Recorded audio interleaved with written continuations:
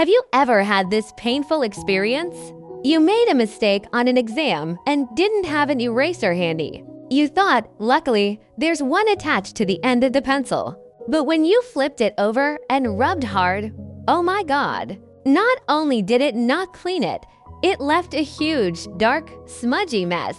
You almost even tore the paper. Is this a designer playing a prank on us? Or is that eraser just for decoration? Today, let's talk about what exactly is wrong with this useless piece of stationery. First, we need to clarify what an eraser actually is. The soft white erasers you usually like to use are actually mostly not made of natural rubber. They are plastic, usually PVC. The principle is to use moderate friction to grind itself into crumbs. It works like an adhesive to lift the graphite off the paper.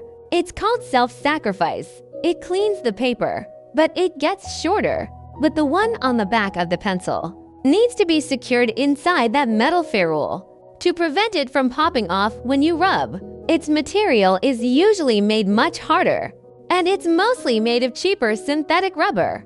That is where the problem lies. Because it's too hard and the friction is too strong, it doesn't lift the graphite from the paper surface. Instead, it's like painting a wall. It smudges the graphite deeper and wider. Worse yet, this kind of rubber is very sensitive to air and light. If your pencil sits for too long, this eraser will undergo an oxidation reaction. It becomes as hard as a rock. At this point, if you insist on using it on an exam paper, the sound is as agonizing as nail scratching a chalkboard, and it will 100% rub a hole right through your paper. You might ask, if it's so hard to use, why do factories waste money installing them? Actually, it's a historical emergency backup. Over 100 years ago, someone thought of putting an eraser on the pencil barrel. They got a patent, and it became very popular. Its role is like a spare tire on a car. It's meant for when you're truly out of options, to urgently correct a single letter or a small line. It was never designed for large area corrections. Furthermore, to keep the price of a pencil down to a few cents, manufacturers can't include a high-grade drawing eraser on every pencil.